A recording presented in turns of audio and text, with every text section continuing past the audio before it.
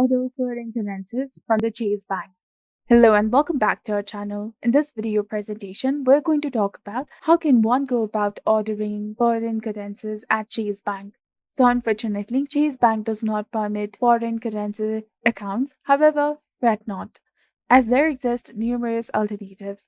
One such option is the Wise account, which enables you to transact in over 50 different currencies and receive competitive exchange rates. Despite being a prominent financial institution in the United States and the United Kingdom, Chase Bank may not offer foreign currency services due to the legal constraints and operational consideration.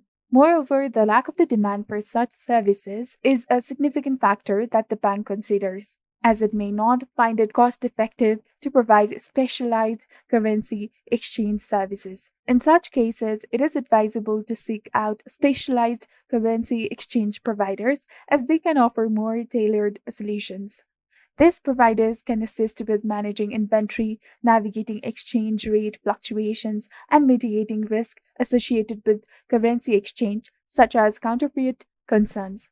It is important to note that the availability of the foreign currency services may vary among different banks and regions. If you require further information, it is recommended to reach out to the Chase Bank directly or explore the alternatives like dedicated currency exchange providers.